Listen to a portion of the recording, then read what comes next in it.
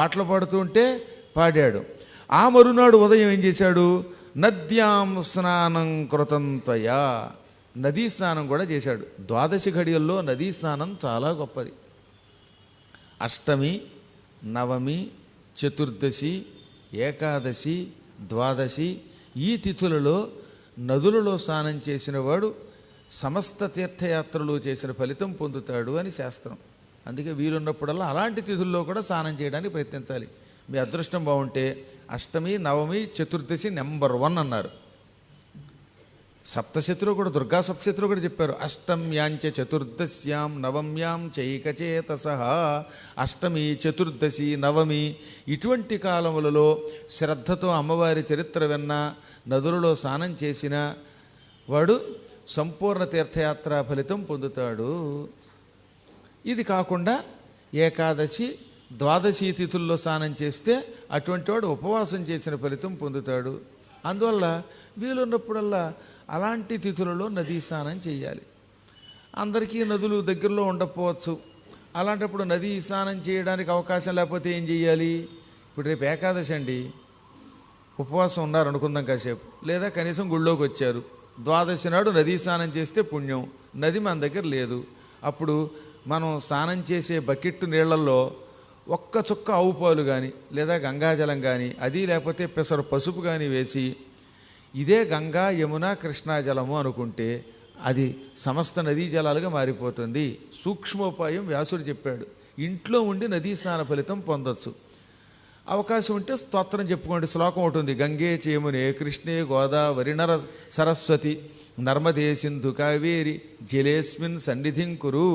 అస్మిన్ జలే, ఈ జలమునందు, గంగే ఓ గంగా, యమునే ఓ యమున, ఓ కృష్ణ, కావేరి, సింధు, మీరంతా ఈ స్నానం చేసే నీళ్లలోకి వచ్చి కూర్చోండి అని పిలుస్తున్నాం అనమాట. గంగా, యమున, గోదావరి, కృష్ణ మొదలైన నదులను మేము స్నానం చేస్తున్న ఈ నదుల్లోకి మేము పిలుస్తున్నాం రమ్మని అంటే చాలు, వాళ్ళు వస్తారు అందులోకి. వాళ్ళకి మనం అంటే అభిమానమే. ఎందుకంటే మనం భక్తులం కదా. అదృశ్య రూపంలో అందులో ప్రవేశిస్తారు. అప్పుడు ఆ నీళ్లతో స్నానం చేస్తే అనేక నదీ నదాలలో స్నానం చేసిన ఫలితం వస్తుంది. అందులో బెంగెట్టుకోకండి. రేపు ఏకాదశి అయ్యాక ద్వాదశికి ఎక్కడ పెడతామండి, మా దగ్గర లేదు సొమ్ము, ప్రయాణం చేయడానికి కుదరకుండా ఉన్నది దమ్ము, అందువల్ల ఏం చెయ్యాలి అని బెంగ పెట్టుకోకుండా హాయిగా మీ ఇళ్లల్లో స్నానం చేసేటప్పుడే స్నానం చేస్తారుగా గ్యారంటీగా. స్నానం అని ఒకటి ఉంటుందండోయ్. కొంతమంది మహానుభావులు రోజూ చేస్తారు. మాకు ఒక ప్రత్యేకమైన కేటగిరీ వాళ్ళు ఉన్నారు.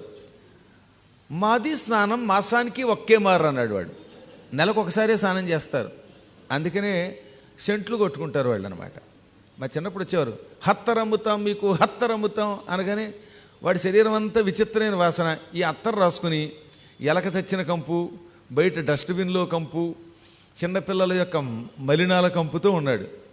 ఏమిట్రా అత్తరుతో పాటు ఈ వాసన ఏమిటంటే, మేము స్నానం చెయ్యం, మాది స్నానం మాసానికి ఒకే మార్ అన్నాడు వాడు.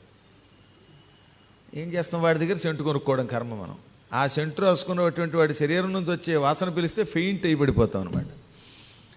అలా కాకుండా పాపం మీరు పుణ్యాత్ములు కనుక నిత్యం స్నానం చేస్తారని నమ్ముతున్నాం కనుక, ఒకవేళ చెయ్యని వాళ్ళు ఉంటే రేపటి నుంచి అయినా స్నానం మొదలు పెడితే ఎల్లుండి స్నానం చేసేటప్పుడు మీ బకెట్ నీళ్లలోకి ఇలా తలుచుకోండి అనమాట. దేవతలారా, గంగానదులు లాంటి వాళ్ళారా, ఇందులోకి రండి, ఆవాహన చేస్తున్నాం అని పిలిచి ఆ నీళ్ళు ఎత్తిమే చల్లుకోండి. కుదిరితే ఒక్క ఆవు పాల చుక్క పోయండి, లేకపోతే గంగాజలం ఉంటే ఓ డ్రాప్ వేయండి. అది లేకపోతే పసుపు చిటికెడు, ఆ మాత్రం పసుపు కూడా లేకుండా ఇల్లు ఉంటుందని నేను అనుకోను, ఆ పసుపు వేయండి. ఆ తర్వాత స్నానం చేయండి.